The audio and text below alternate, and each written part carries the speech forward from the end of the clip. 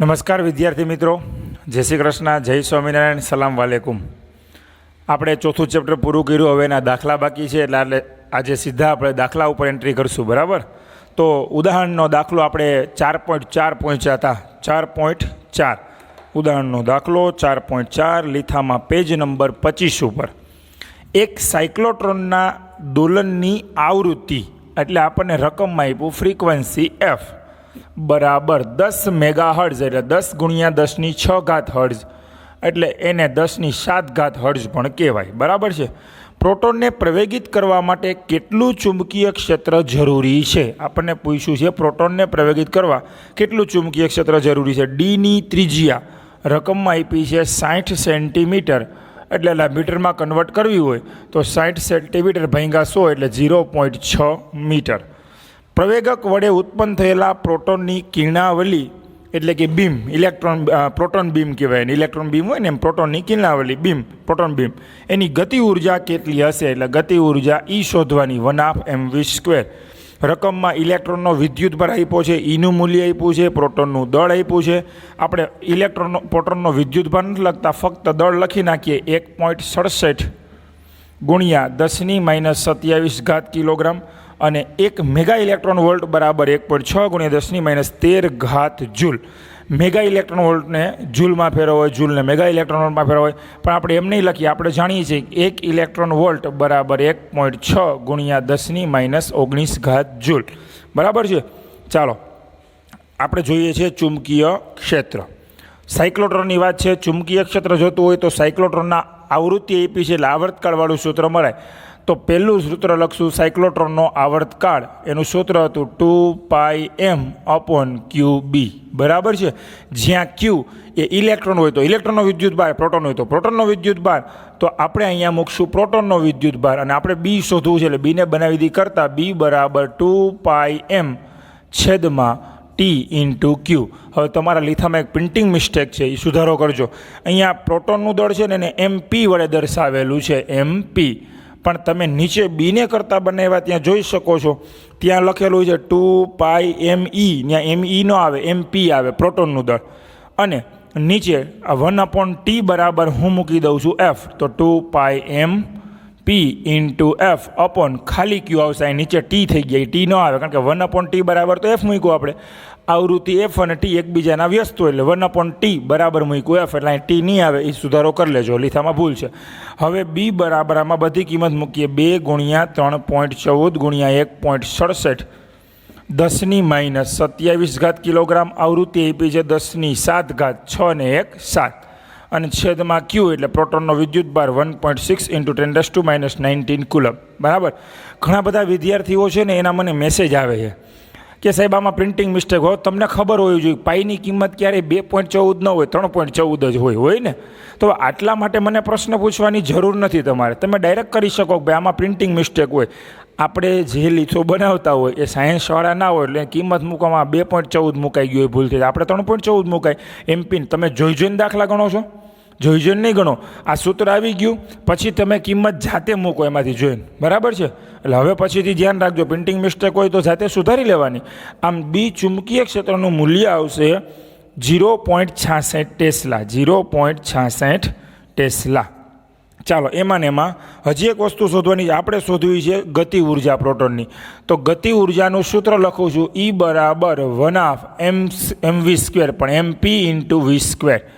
E બરાબર, હવે આની અંદર પ્રોટોનનું દળ આપણી પાસે છે પણ આપણી પાસે વેગ નથી ને. કાંઈ વાંધો નહીં. સાયક્લોટ્રોનમાં કણ કેવી ગતિ કરે? વર્તુળ ગતિ. v બરાબર મૂકી દી r⍵. રેખીય વેગ અને કોણીય વેગ વચ્ચેનો સંબંધ, ચાક ગતિ ચેપ્ટર, v બરાબર r⍵. તો અહીંયા મૂકું છું 1/2 mp v² એટલે r²ω². E બરાબર એમાં જે સૂત્ર લખ્યું છે એ સૂત્રમાં ડાયરેક્ટ vની કિંમત મૂકી છે.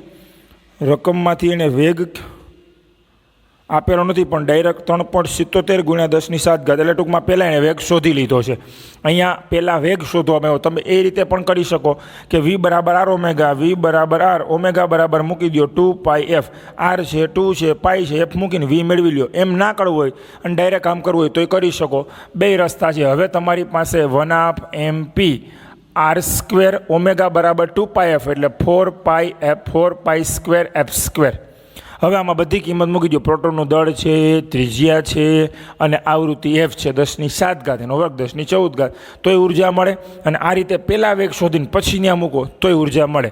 હવે આમાં એક પ્રોબ્લેમ એ છે કે ઘણા બધા વિદ્યાર્થીઓએ આની પહેલાંનો દાખલો એટલે 4.3મો દાખલો તમે જુઓ, છેલ્લે તમે ઇલેક્ટ્રોનની ઉર્જા શોધી હતી ને, તો ઓલું જૂલને ઇલેક્ટ્રોન વોલ્ટમાં ફેરવવા એ ન સમજાણું ઘણાઈને કે સાહેબ આ સ્ટેપ કેમ આવ્યું. તો એ સ્ટેપ આના જેવું જ છે. તમારી પહેલી ઉર્જા આવશે ને એ આવશે 11.87 ગુણ્યા 10⁻13 જૂલ. હવે વિદ્યાર્થી મિત્રો, જૂલને ઇલેક્ટ્રોન વોલ્ટમાં ફેરવવા છે. 1 ઇલેક્ટ્રોન વોલ્ટ બરાબર આટલા જૂલ થાય. તો જૂલને ઇલેક્ટ્રોન વોલ્ટમાં ફેરવવા હોય તો આને આ બાજુ લઈ આવવા પડે ને, એટલે આ શું થાય, ભાગવા પડે. તો હંમેશા યાદ રાખજો, જૂલને ઇલેક્ટ્રોન વોલ્ટમાં ફેરવવા હોય તો 1.6 ગુણ્યા 10⁻19 વડે ભાગી નાખો. એટલે હવે આ જૂલમાં ન આવે, ઇલેક્ટ્રોન વોલ્ટમાં આવે. બરાબર છે, આ મગજમાં નાખજો એટલે વારંવાર પ્રશ્ન થાય. હવે જે જવાબ આવશે ને તમારો આવશે ઇલેક્ટ્રોન વોલ્ટમાં, પણ પાછળ 10⁶ આવતી હોય ને તો એને મેગા કહી શકાય. બરાબર છે, એટલે આપણે લીથામાં શું કર્યું છે જુઓ તમે, પાછળ 10⁶ હતી ને એને મેગા નામ આપી દીધું. 10⁶ એટલે મેગા. હવે હાથે કરી શકશો. આ દાખલો 2 વખત ગણીને તૈયાર કરવાનો છે. ચાલો, એના પછી આપણે આના જેવો જ એક દાખલો હજી બાકી રાખ્યો તો એ કરાવું. મને યાદ છે ત્યાં સુધી કે આવા દાખલા તમે હાથે કરી શકો એટલા ઇઝી છે, એટલા બધા અઘરા નથી. એટલે ખાસ વિદ્યાર્થી મિત્રો, એના પછી આપણે વચ્ચે થોડાક દાખલા તો કરી લીધા હતા. એટલે હવે એક કામ કરીએ, આપણે છે ને રેન્ડમલી દાખલા જે રેગ્યુલર બાકી છે ને એમ ક્રમમાં જ હાલ્યા જાય. બરાબર છે.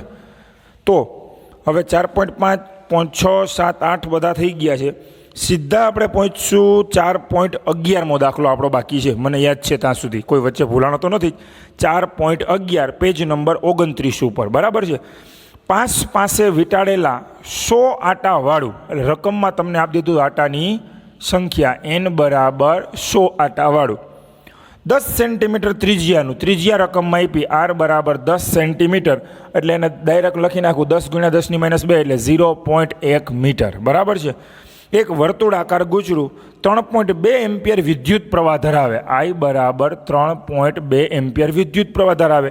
ખાલી એક તમારી જાણ માટે આકૃતિ દોરું છું. આ એક વિદ્યુત પ્રવાહધારિત ગુચરું છે જેમાંથી વિદ્યુત પ્રવાહ પસાર થાય. આ એની અક્ષ કહી દઈ. આ વિદ્યુત પ્રવાહધારિત ગુચરું છે. બરાબર. આ ગુચરાના કેન્દ્ર ઉપર કેટલું ચુંબકીય ક્ષેત્ર હશે પહેલું શોધવું છે. કેન્દ્ર ઉપર ચુંબકીય ક્ષેત્ર, તો પહેલું સૂત્ર મારશું B બરાબર રિંગ, એ નાટાવાળી રિંગ હોય કે ગુચરું, એના કેન્દ્ર ઉપર ચુંબકીય ક્ષેત્રનું સૂત્ર હતું μ0NI/2R. B બરાબર μ0 એટલે 4π × 10⁻⁻⁷, N એટલે 100, I 3.2/2 ગુણ્યા 0.1. ગણતરી કરશો. ચુંબકીય ક્ષેત્રનું મૂલ્ય આવશે 2 ગુણ્યા 10⁻³ ટેસ્લા. આ ગુચરાના કેન્દ્ર ઉપર ચુંબકીય ક્ષેત્ર આવ્યું. ઓકે વિદ્યાર્થી મિત્રો, ચાલો પછીનો દાખલો છે ગુચરાની ચુંબકીય ડાયપોલ મોમેન્ટ શોધો. ગુચરાની ચુંબકીય ડાયપોલ મોમેન્ટ M બરાબર, આપણું સૂત્ર હતું I × A, પણ એક કાંટાવાળું ગુચરું હોય તો, આપણે લંબચોરસ ગુચરું લીધું હતું ને થિયરીમાં 18મો પ્રશ્ન. બરાબર. એમાં આપણે ચુંબકીય ડાયપોલ મોમેન્ટ વ્યાખ્યાયિત કરી હતી M બરાબર IA, પણ જો n આટાવાળું ગુચરું હોય તો M બરાબર NIA. એક આટો હોય તો 1 IA, 2 આટા હોય તો 2 IA. તો M બરાબર N એટલે 100, I એટલે 3.2 અને એ આપણી પાસે નથી, તો એ બરાબર શું લખી નાખાય તો કે NI/r². વર્તુળાકાર ગુચરાનું ક્ષેત્રફળ πr², 3.14, એ બરાબર πr², r² એટલે 0.1 વર્ગ. આમ ચુંબકીય ડાયપોલ મોમેન્ટનું મૂલ્ય મળશે 10, અને એકમ બધા જાણો છો એમ્પિયર × મીટર². શા માટે? આઈનો એકમ એમ્પિયર ને ક્ષેત્રફળનો એકમ મીટર². આ બંને દાખલા વિદ્યાર્થી મિત્રો સમજાઈ ગયા બધાને? ચાલો, એના પછીનો જે દાખલો છે એ કરવા માટે હું આટલો ભાગ ચેકું છું. બરાબર. ચુંબકીય ડાયપોલ મોમેન્ટ 10 આવી છે, એ યાદ રાખજો. ગુજરાની ચુંબકીય ડાયપોલ મોમેન્ટ એનું મૂલ્ય આપણે 10 મેળવ્યું છે. હું અહીંયા લખી દઉં છું. ચુંબકીય ડાયપોલ મોમેન્ટ M બરાબર 10 એમ્પિયર × મીટર². હવે વાંચજો. ગુજરાને શિરોલંબ સમતલમાં એટલે ઊભું એવી રીતે રાખ્યું કે જેથી તેના વ્યાસ સાથે એક રેખસ એવી સમક્ષિતિજ અક્ષ ઉપર મુક્ત રીતે ભ્રમણ કરી શકે. આ ગુચરું સમક્ષિતિજ અક્ષ ઉપર ભ્રમણ કરવાનું, એટલે ગુચરું રાખ્યું છે ઊભું, પણ ભ્રમણ આમ કરવાનું. આમ આ ગુચરું છે, ધારી લ્યો, આમ ભ્રમણ કરવાનું છે. બરાબર છે. આગળ વાંચીએ. 2 ટેસ્લાનું નિયમિત ચુંબકીય ક્ષેત્ર 2 ટેસ્લાનું. હવે ચુંબકીય ક્ષેત્ર રકમમાં આપ્યું બી બરાબર 2 ટેસ્લાનું નિયમિત ચુંબકીય સમક્ષિતિજ ચુંબકીય ક્ષેત્ર. ધારી લો કે ચુંબકીય ક્ષેત્ર આમ ધારી લો, સમક્ષિતિજ ચુંબકીય ક્ષેત્ર. ચાલો, ચુંબકીય ક્ષેત્ર આડું સમક્ષિતિજ ચુંબકીય ક્ષેત્ર એવી રીતે પ્રવર્તે કે શરૂઆતમાં ગૂંચળાની અક્ષ, આ ગૂંચળાની અક્ષ હું ઘાટી દોરું છું, આ ગૂંચળાની અક્ષ એ ચુંબકીય ક્ષેત્રની દિશામાં જ હોય. એટલે બીની દિશા અને ગૂંચળાની દિશા એક જ છે. એનો અર્થ છે ગૂંચળાના ક્ષેત્રફળનો સદિશ એટલે સદિશ એ બરાબર. આ સદિશ એ એની દિશા આમ, બીની દિશા આમ, એટલે કે ચુંબકીય ડાયપોલ મોમેન્ટ એમ બરાબર આવીએ. ચુંબકીય ડાયપોલ મોમેન્ટ એમની દિશા પણ એ જ દિશામાં થાય. ચુંબકીય ક્ષેત્રની અસર હેઠળ ગૂંચળું 90 અંશનું ભ્રમણ કરે.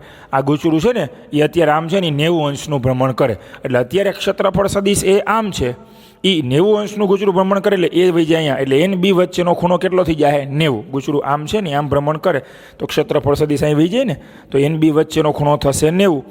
તો સી દાખલો છે, ગૂંચળાની પ્રારંભિક અને અંતિમ સ્થિતિમાં લાગતા ટોર્કના મૂલ્ય કેટલા હશે? તો ગૂંચળામાં આપણે 2 ટોર્ક શોધવા છે. પેલું પ્રારંભિક ટોર્ક, ટોર્ક ટો બરાબર આપણું સૂત્ર હતું એમ બી સાઇન થીટા. સમાન ચુંબકીય ક્ષેત્રમાં મૂકેલું ગૂંચળું વિદ્યુત પ્રવાહ આધારિત એટલે ચુંબકીય ડાયપોલ જ કહેવાય. એના પર લાગતું ટોર્ક ટો બરાબર એમ બી સાઇન થીટા. શરૂઆતનું ટોર્ક છે અને નામ આપું ટો આઈ બરાબર એમ આપણે શોધ્યું હતું 10. ચુંબકીય ક્ષેત્ર આપ્યું છે 2 ટેસ્લા અને સાઇન થીટા એમ અને બી વચ્ચેનો ખૂણો શરૂઆતમાં થાય 0. શું કામ એ જરીક સમજાવું. ગૂંચળું આમ છે, ચુંબકીય ક્ષેત્ર આમ છે, ગૂંચળાનો ક્ષેત્રફળ સદિશ એ આમ છે, તો ગૂંચળાની ચુંબકીય ડાયપોલ મોમેન્ટની દિશા પણ એની દિશામાં જ હોય. તો એમની દિશા આમ, બીની દિશા આમ, એટલે બે વચ્ચેનો ખૂણો 0. ટોર્ક ટો આઈ બરાબર 0 એટલે પ્રારંભિક ટોર્ક થયું 0. હવે શોધવું છે અંતિમ ટોર્ક એનું નામ આપું ટો એફ ફાઇનલ છેલ્લું ટોર્ક. પાછું આનું આ સૂત્ર એમ બી સાઇન થીટા ટો એફ બરાબર એમ એટલે 10, બી એટલે 2, થીટા એ થશે 90. શા માટે? કારણ કે ગૂંચળું આમ છે આમ થઈ ગયું એટલે સદિશ એ આવી ગયો નીચે, બી આવી ગયો આમ, બી એ વચ્ચેનો ખૂણો એટલે કે એમને બી વચ્ચેનો ખૂણો થાય 90. સાઇન 90 એટલે 20 ન્યૂટન ઇન્ટુ મીટર. આ થઈ ગયું અંતિમ ટોર્ક. આપણને પૂછ્યું છે શરૂઆતનું અંતિમ ટોર્ક શોધો, પણ આપણે એક વધારાની વસ્તુ પાછળના પેજ ઉપર જોજો શોધી છે. આ બંને ટોર્કનો તફાવત એટલે કે પરિણામી ટોર્ક. તો 20 - 0 = 20. એ ગણતરી મેં એમાં કરેલી છે, તમારે કરવાની છે. હું ન કરું તો ચાલશે, બરાબર છે. ચાલો, હજી એક દાખલો આની અંદર છે અને એ દાખલો પહેલા જ ચેપ્ટરને રિલેટેડ છે અને થિયરિટિકલ પોઈન્ટ છે. ડાયરેક્ટ તમે કરી શકો, હું બે રીતે કરાવું છું. વાંચો. ડી દાખલો, જ્યારે ગૂંચળું 90 અંશના કોણે પહોંચે, આ 0 ક્યાં પહોંચે? 90. એટલે ખૂણાની લિમિટ આપી છે, ગૂંચળું 0 થી 90 પહોંચે ત્યારે તેણે કેટલી કોણીય ઝડપ પ્રાપ્ત કરી હશે? એ કોણીય ઝડપનું નામ આપું ઓમેગા એફ, છેલ્લી કોણીય ઝડપ. અને ગૂંચળાની જડત્વની ચાક માત્રા આપી છે રકમમાં 0.1. જડત્વની ચાક માત્રા અહીંયા વિદ્યુત પ્રવાહની સંજ્ઞા આઈ છે એટલે આપણે એને ચેકી નાખી. અહીંયા જડત્વની ચાક માત્રા આઈ બરાબર આપ્યું છે 0.1 કિલોગ્રામ ઇન્ટુ મીટર સ્ક્વેર. હવે દાખલાની રીત જે હું કરાવું છું એ રીતમાં ખાસ ધ્યાન આપજો બધા. એક બે નાની મોટી સુધારાઓ કરાવવાનો છે, હું તમને કરાવું છું, ખાસ ધ્યાન આપજો બધાય. તો શરૂઆત કરું છું. આપણું સૂત્ર હતું ટોર્ક ટો બરાબર આઈ આલ્ફા, ન્યૂટનનો ગતિનો બીજો નિયમ ચાક ગતિ માટે. અને આના બરાબર આમ લખાય આઈ આલ્ફા કોણીય પ્રવેગ એટલે ડી ઓમેગા બાય ડીટી, કારણ કે કોણીય વેગનું સમયની સાપેક્ષે વિકલન એટલે કોણીય પ્રવેગ. અને ટોર્ક ટો બરાબર એક સૂત્ર હતું એમ બી સાઇન થીટા. આને નામ આપી દઉં સમીકરણ નંબર 1. આપણું મેઇન સૂત્ર થઈ ગયું આ. ચાલો, મગજમાં બેસી ગયું ભાઈ. આ ટોર્ક ટો બરાબર આઈ આલ્ફા એ તો આપણું જૂનું જાણીતું સૂત્ર છે. ના, આપણે સમાન ચુંબકીય ક્ષેત્રમાં ચુંબકીય ડાયપોલ ઉપર લાગતું ટોર્ક શોધ્યું, આ બેને સરખાવી દીધા. હવે આપણે આ ડી ઓમેગા બાય ડીટી એવું ને, તકલીફ એ છે કે આપણે અહીંયા થીટા છે. શું છે? થીટા. અને આપણે ગૂંચળાને 0 અંશથી થીટા અંશ સુધી લઈ જવા, 90 અંશ સુધી લઈ જવાનું છે ને. આપણે રકમમાં કીધું છે ગૂંચળાને 0 થી 90 અંશનું ભ્રમણ કરાવવામાં આવો ત્યારે 90 અંશે પહોંચે ને ત્યારે એની કોણીય ઝડપ. તો આપણે આનું સંકલન કરવું જોઈએ 0 થી 90 સુધી, એટલે થીટાની સાપેક્ષે સંકલન કરવું પડે. પણ અહીંયા તો વિકલનમાં ડીટી છે એટલે આને ગમે એમ કરીને થીટાના ફોર્મમાં લઈ આવવું પડે. તો એના માટે એક કામ કરીએ, હું એક રચના કરું છું. ડી ઓમેગા બાય ડીટી બરાબર, મેં તમને વિકલન સંકલન ભણાવ્યા હતા ત્યારે એક વખત નાની એવી વાત થઈ હતી, ન યાદ હોય તો આજ કરાવી દો. ગણિતની દુનિયામાં એક શૃંખલાનો નિયમ આવે જેનું બીજું નામ સાંકળનો નિયમ છે. મેં કૌંસમાં લખ્યું છે ગણિતના શૃંખલાના નિયમ પરથી, અથવા એને સાંકળનો નિયમ કહેવાય, ચેઇન. સાંકળ એટલે હું બીજું કાંઈ નહીં આવે, મજા જ આવે એવું છે. આનું આપણે ડી ઓમેગાનું થીટાની સાપેક્ષે વિકલન કરવું તો આને આમ લખાય D omega by D theta ગુણ્યા ડી થીટા બાય ડીટી. આ ડી થીટા ઉડી ગયા, ડી ઓમેગા બાય ડીટી રહ્યું. આપણી દેશી ભાષામાં કહેવાય ડી થીટા વડે ગુણ્યા ડી થીટા વડે ભાગ્યા.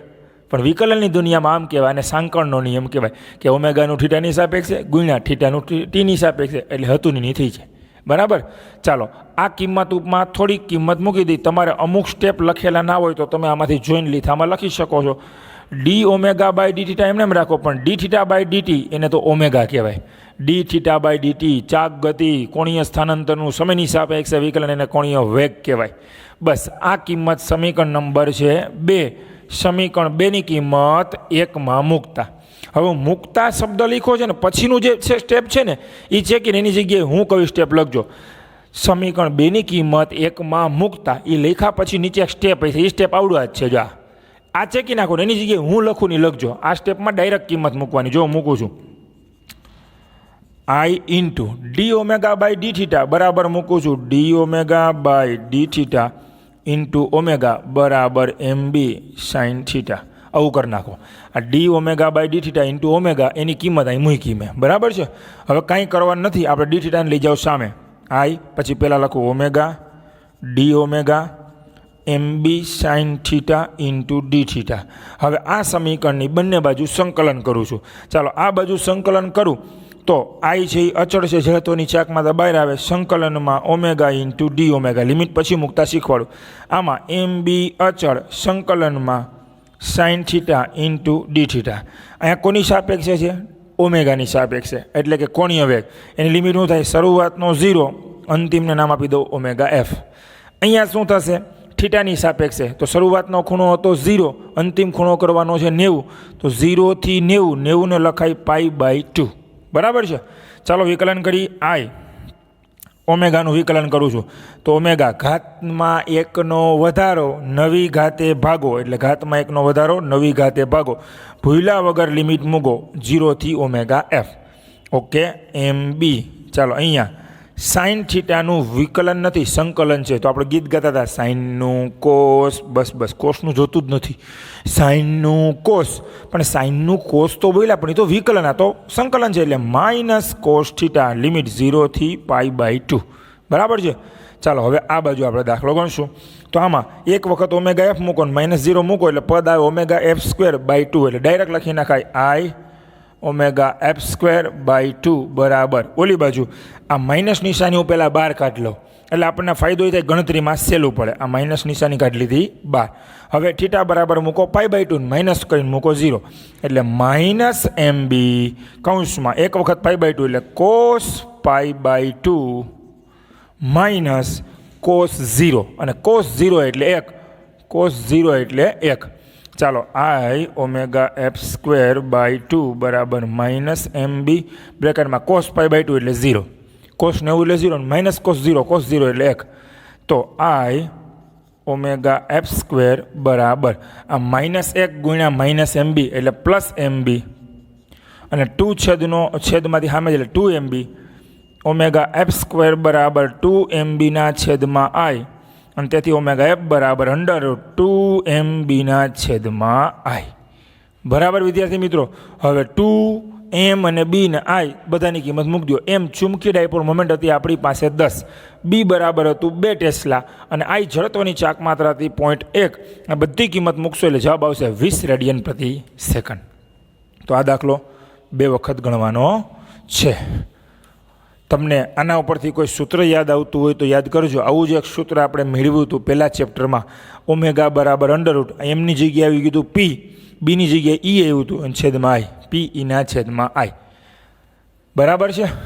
ચાલો વિદ્યાર્થી મિત્રો, આ દાખલો 2 વખત ગણશું, અને ત્યાર પછીનો દાખલો મેં 99% હોમવર્કમાં આપેલો છે. એ દાખલો અગાઉ, પણ એ હવે સ્વાધ્યાયમાં પહોંચે આના જેવો જ એક દાખલો છે, પણ હવે ત્યાં પહોંચશું ત્યારે પહેલાં આપણે ઉદાહરણના દાખલા જ પૂરા કરશું.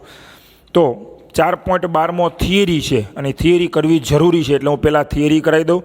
આ થિયરી એ કોઈ વખત લખવાની જરૂર નથી, પણ 2-3 વખત વાંચી લેજો, ફંડામેન્ટલ છે. પહેલું, વિદ્યુત પ્રવાહધારિત એક વર્તુળાકાર ગુચરું સમક્ષિતિજ સમતલ લીસા સમક્ષિતિજ સમતલ ઉપર રહેલું છે. આ વિદ્યુત પ્રવાહધારિત એક ગુચરું આય સમક્ષિતિજ સમતલ કીધું એટલે આડું રાખવાનું હોય, એટલે ગુચરું આમ પડ્યું છે આડું, બરાબર. એવું કોઈ નિયમિત ચુંબકીય ક્ષેત્ર ઉત્પન્ન કરી શકાય કે જેથી ગુચરું જાતે શિરોલંબ અક્ષને અનુલક્ષીને ભ્રમણ કરવા લાગે. આ શિરોલંબ અક્ષ, આને અનુલક્ષીને ગુચરું ભ્રમણ કરવું જોઈએ. તમે ચુંબકીય ક્ષેત્ર આમ રાખો તોય ભલે, આમ રાખો તોય ભલે, આમ ગમે એ બાજુ રાખવાની છૂટ છે, પણ ગુચરું આમ ફરવું જોઈએ. એવું શક્ય છે તો સીધી ના જ પડી જાય, પણ એ અડધાન નહીં સમજાય. એટલે પહેલાં તમને હું યાદ કરાવું ટોર્ક કઈ બાજુ લાગે. તો આમાં તમને સમજાવું ને એના કરતાં તમે એક કામ કરો, હું તમને કહું છું એ ખાસ ધ્યાન આપજો. તમારે જો મગજમાં ઉતારવું હોય ને તો તમે આપણી થિયરી ભણ્યા હતા, એમાં હું તમને એક થિયરી કહું છું ને, પેજ નંબર 15 ઉપર આપણે એક પ્રશ્ન ભણ્યા હતા, 18મો પ્રશ્ન. નિયમિત ચુંબકીય ક્ષેત્રમાં મૂકેલા વિદ્યુત પ્રવાહધારિત લંબચોરસ ગુચરા પર લાગતું ટોર્ક, પેજ નંબર 15 ઉપર પ્રશ્ન હતો. અને 16મા પેજ ઉપર એની આકૃતિ હતી. હું તમને યાદ કરાવું, લંબચોરસ ગુચરું હતું, બે બાજુ ચુંબક રેખા હતા. એ આકૃતિમાં તમને હું યાદ કરાવું ટોર્કની દિશા. તો ગુચરું હતું એ તમારી સામે હતું, જો આમ હતું આમ, અને ચુંબકીય ક્ષેત્રની દિશા હતી આમ, બીની દિશા. હવે ટોર્ક હોય ને, ટોર્ક એ હંમેશા કઈ બાજુ લાગે? તો આપને ખબર છે ટોર્કનું સૂત્ર હતું એ પ્રશ્નમાં યાદ કર્યો. ટોર્ક ટો બરાબર આપણું સૂત્ર હતું NI સદિશ A ક્રોસ સદિશ B, એટલે NB થી બનતા સમતલને લંબ હોય. તો ત્યાં ચેક કરીએ તો આ ગુચડું હતું છે ને, ચુંબકી A ને B થી બનતા સમતલ લંબ, એટલે પહેલી આંગળી રાખવાની એની દિશામાં. તો ગુચડું આમ હતું ને, ક્ષેત્રફળની દિશા આપણે નીચે લીધો હતો, પહેલી આંગળી નીચેની દિશામાં, બીજી આંગળી રાખી ત્યાં જમણો હાથ યાદ રાખવાનો, પહેલી આંગળી નીચેની દિશામાં, બીજી આંગળી રાખી હતી આપણે ચુંબકીય ક્ષેત્ર બીની દિશામાં, એ નીચે તરફ, બી આમ, અંગૂઠો લંબરૂપે ઊભો કરો એટલે અક્ષ ઉપર આવ્યો, ગુચરાની અક્ષ ઉપર. જો મેં ગુચરાની અક્ષ ઉપર ટોની દિશા બતાવેલી હશે તો હંમેશા છે ને પહેલાં મગજમાં એક વસ્તુ નાખી દો. આ તો સાબિત કર્યું આપણે કે ટોર્કની દિશા હોય ને એ ગુચરું ભ્રમણ કરતું હોય ને જે અક્ષને અનુલક્ષીને એની દિશામાં હોય. જો ગુચરું અત્યારે આ ગુચરું છે એ આડું ફરતું હોય ને, આમ આડું, બરાબર છે, તો ટોર્કની દિશા હોય ને એ આ ભ્રમણ અક્ષ કઈ છે? આ ભ્રમણ અક્ષ. તો કે એ શિરોલંબ અક્ષ છે, તો ટોર્કની દિશા શિરોલંબ આવવી જોઈએ. કેવી આવવી જોઈએ? શિરોલંબ. જો ગુચરું માની લો ઊભું છે, આમ ઊભું છે, અને સમક્ષિતિજ અક્ષને અનુલક્ષીને ભ્રમણ કરે તો આ અક્ષ ઉપર, ટૂંકમાં ટોર્કની દિશા હોય ને એ જે અક્ષને અનુલક્ષીને ભ્રમણ કરતો હોય ને એ દિશામાં આવે ને તો જ એ ભ્રમણ કરે, બરાબર છે. તો આપણે પાછા આપણા દાખલામાં આવી જઈએ. હું દાખલામાં ફરીથી પ્રશ્ન વાંચું છું કે વિદ્યુત પ્રવાહધારિત ગુચરું હતું, આડું મૂક્યું છે, એને ઊભી અક્ષ એટલે શિરોલંબ અક્ષને અનુલક્ષીને ભ્રમણ કરાવવું હોય તો શું શક્ય બને? તો આપણે જવાબ લીટી ટુ લીટી વાંચીએ. મેં જવાબ આપ્યો છે ના, આ શક્ય નથી. શું કામે? કારણ કે હવે લીટી ખાસ વાત, ગુચરાને શિરોલંબ અક્ષને અનુલક્ષીને ભ્રમણ કરાવવા માટે એના પર લાગતું ટોર્ક શિરોલંબ દિશામાં હોવું જોઈએ. ગુચરાને જે અક્ષને અનુલક્ષીને ભ્રમણ કરાવ્યું ને એ દિશામાં ટોર્ક લાગવું જોઈએ. તો ગુચરાને શિરોલંબ અક્ષને અનુલક્ષીને ભ્રમણ કરાવવું હોય તો ટોર્ક શિરોલંબ હોવું જોઈએ. આ એની શરત છે. હવે ટોર્ક શિરોલંબ આવે છે કે નહીં એ ચેક કરવું પડે ને. તો પહેલો કિસ્સો કરું, ધારી લો ચુંબકીય ક્ષેત્ર સમક્ષિતિજ છે, આડું છે આમ. તો આ સ્થિતિમાં શું થાય? તો આ સ્થિતિમાં ટોર્કની દિશા આમ આવે કે નહીં ચેક કરી તો ગુચરાનો ક્ષેત્રફળ સદિશ ક્યાં આવે? તો કે ઉપર તરફ, કારણ કે ગુચરું આડું છે આમ, એટલે ક્ષેત્રફળ સદિશ આમ, બી આમ, પહેલી આંગળી રાખો એની દિશામાં, કારણ કે ટોર્કની દિશા ચેક કરવી છે. શિરોલંબ દિશામાં ટોર્ક આવવું જોઈએ તો એ ભ્રમણ કરે. તો આપણે પહેલી આંગળી રાખી એની દિશામાં, બીજી આંગળી બીની દિશામાં, અંગૂઠો લંબરૂપે ઊભો, અંગૂઠો તો આમ આવ્યો એટલે એનો અર્થ થયો આ ગુચરું દેખાય ને એના સમતલમાં જ ટોર્કની દિશા આવી, ગુચરાના સમતલમાં જ આવી, લંબ આવી નહીં. ઓકે, એટલે આ દિશામાં ટોર્ક લાગતું નથી. બીજું ચેક કરો, ઘણા કે સાહેબ બી આમ રાખી તો ટોર્કની દિશા આમ આવે, પણ લંબ તો ન જ આવે, ગુજરાના સમતલમાં જ આવે, બરાબર છે. અને ઘણા એમ કે સાહેબ ચુંબકીય ક્ષેત્રે ઉર્ધ્વ દિશામાં રાખ્યું હોય તો આમ ઊભું ઉપર, તો એન બી બે એક જ દિશામાં થાય તો બે વચ્ચેનો ખૂણો 0 થાય ને તો ટોર્ક 0 થાય. મગજમાં બેસી ગયું?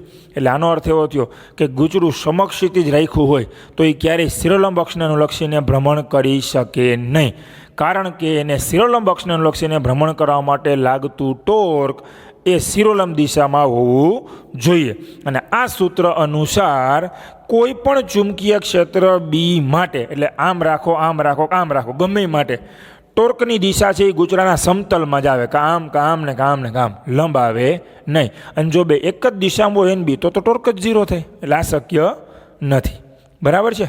ઓકે, એમાં ને એમાં એક બીજો દાખલો છે, વાંચીએ. વિદ્યુત પ્રવાહ આધારિત એક ગૂંચળું બાહ્ય નિયમિત ચુંબકીય ક્ષેત્રમાં રહેલું છે. આ આકૃતિ ચેન્જ કરી અને હું બીજી આકૃતિ દોરું તો જ તમને મગજમાં બેસશે. ચાલો, એક વિદ્યુત પ્રવાહ આધારિત ગૂંચળું. ચાલો, આ વિદ્યુત પ્રવાહ આધારિત ગૂંચળું ધ્યાન આપજો. આ વિદ્યુત પ્રવાહ આધારિત ગૂંચળું બરાબર સમાન ચુંબકીય ક્ષેત્રમાં રહેલું છે. જો ગૂંચળું ભ્રમણ કરી શકે એવું હોય તો સ્થિર સંતુલનમાં તે કઈ દિશામાં ગોઠવાયેલું છે? કઈ સ્થિતિ કીધી? સ્થિર સંતુલન. આપણે ભણ્યા હતા સ્થિર સંતુલન ક્યારે કહેવાય? તો ટોર્કનું સૂત્ર હતું ટો બરાબર mb sin થીટા.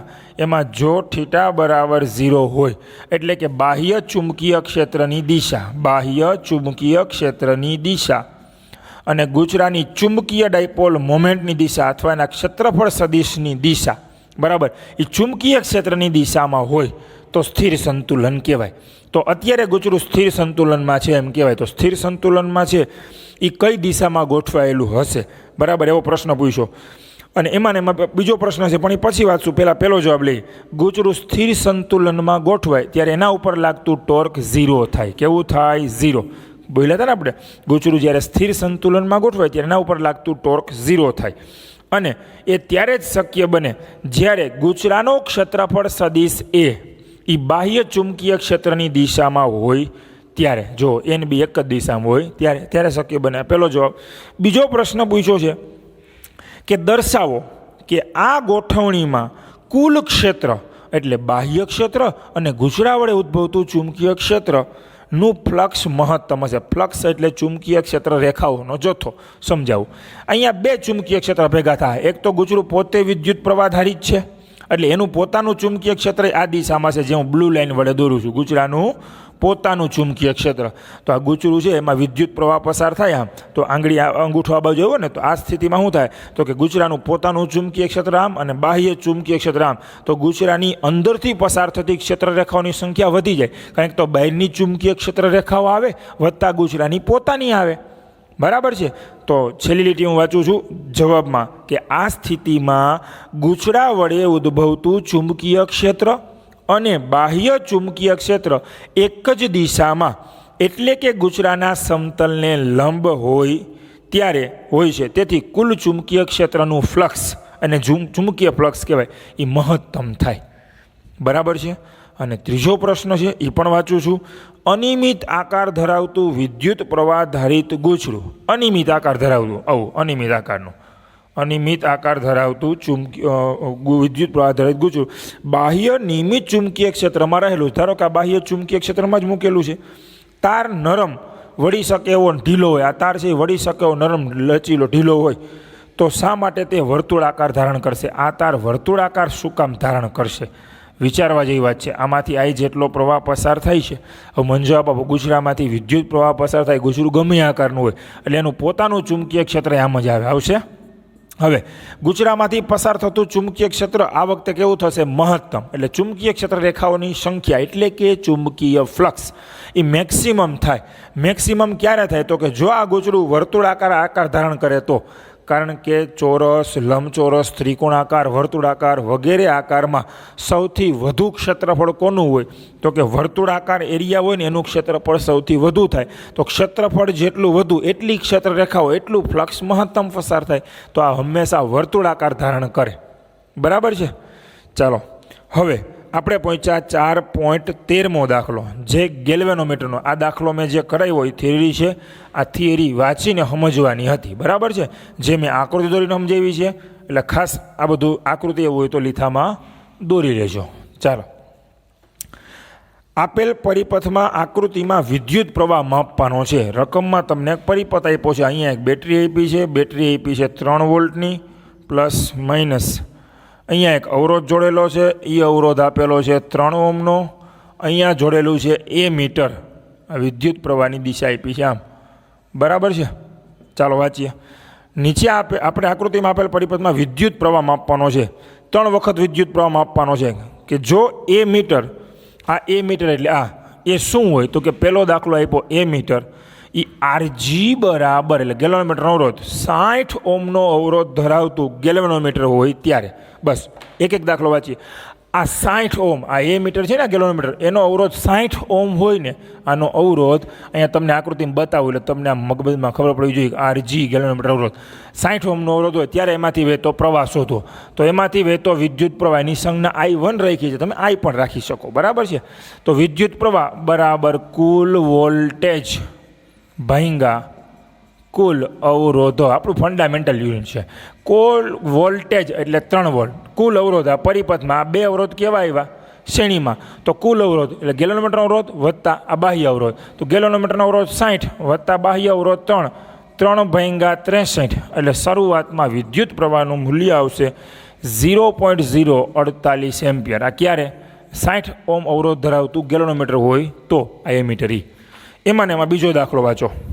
ચાલો બી દાખલો આપણને આપ્યો છે.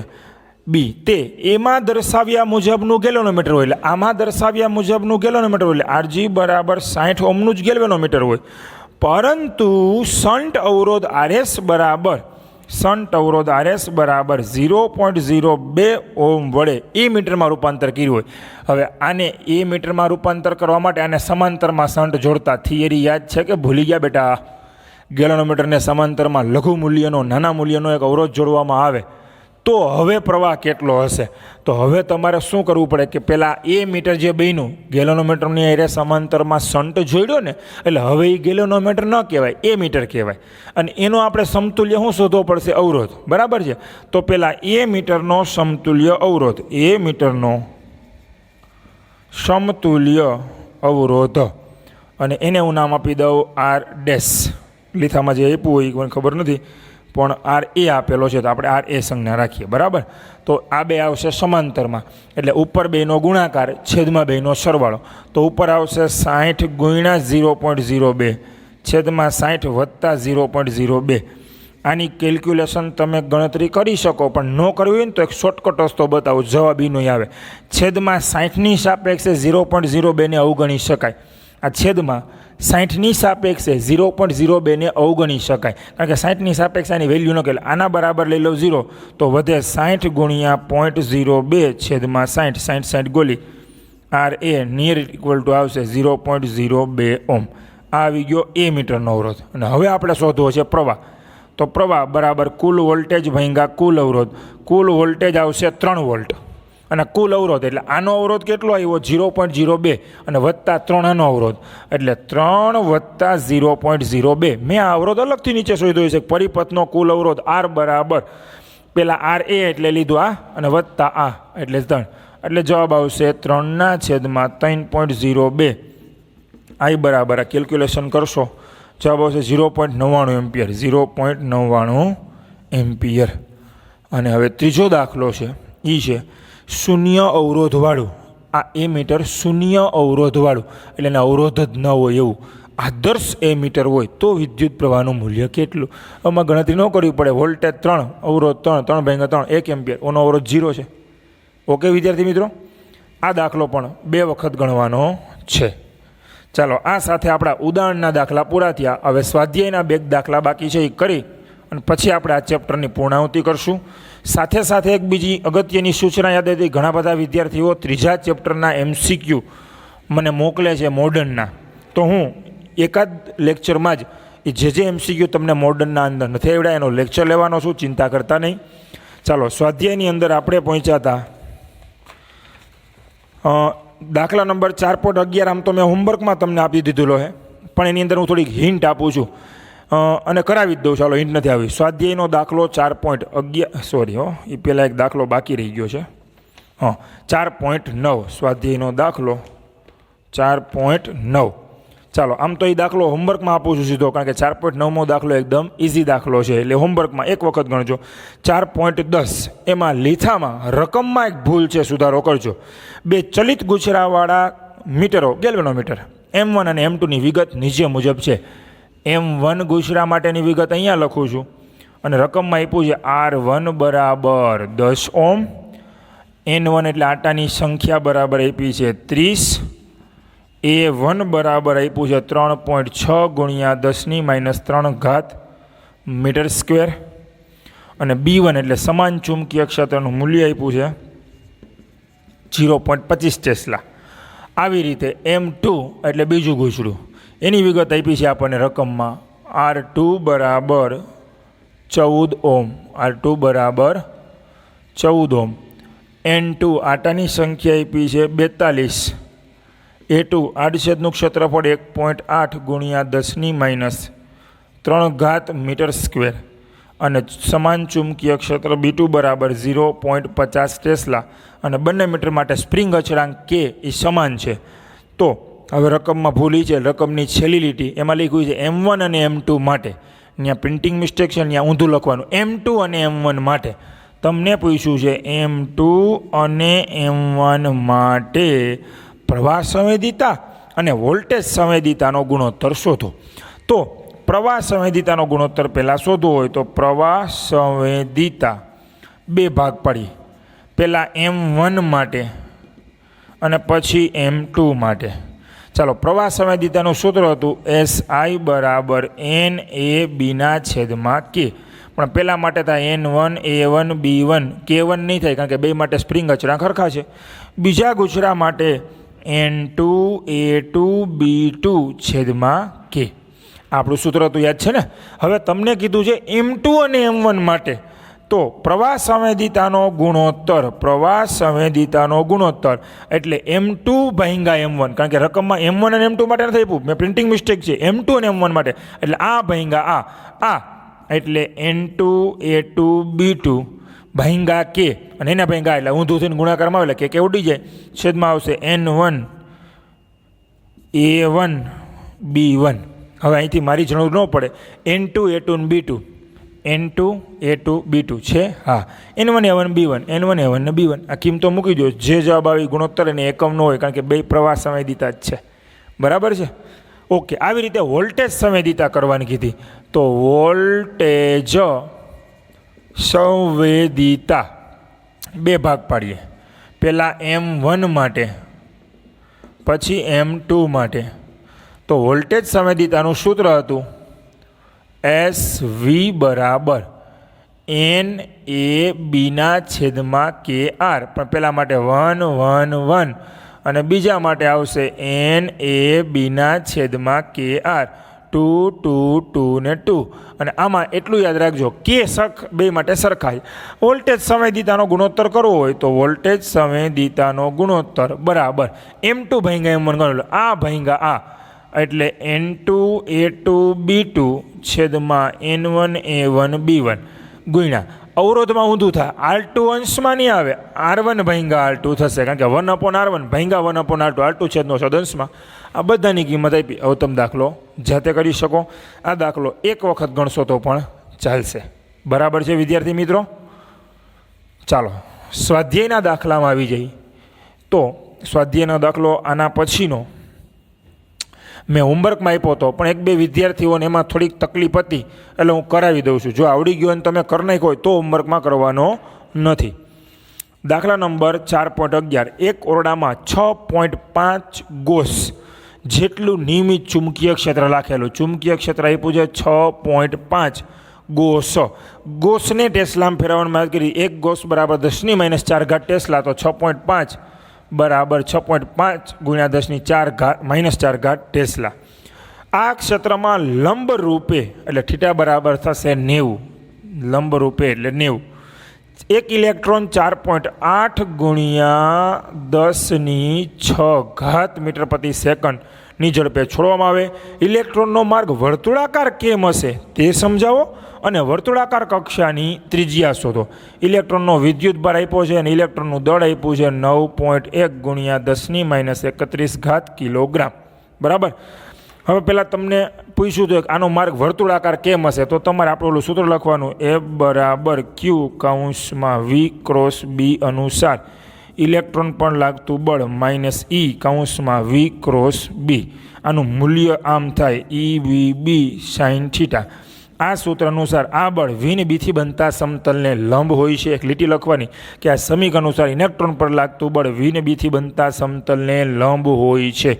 હવે F બરાબર V ક્રોસ B છે, તો ઇલેક્ટ્રોન પર લાગતું બળ V ને બીથી બનતા સમતલને લંબ હોય છે. તેથી અહીં વેગની માત્ર દિશા બદલાય. મૂલ્ય બદલાય નહીં. યાદ છે 11મા ધોરણના 3 કિસ્સા કે ભૂલી ગયા છો? વેગ અને પ્રવેગ એકબીજાને લંબ હોય તો માત્ર વેગની દિશા બદલાય, મૂલ્ય બદલાય નહીં. તેથી કણ વર્તુળ ગતિ કરે. હવે આપણે શોધવું છે વર્તુળ ગતિ માર્ગની ત્રિજ્યા. તો આપણું જૂનું જાણીતું સૂત્ર કેન્દ્રગામી બળ બરાબર ચુંબકીય બળ. અહીંયા આપણે ક્યુને બદલે મૂકી દેશું ઈ. અહીંયા આપણે એવું કરી શકીએ એમ.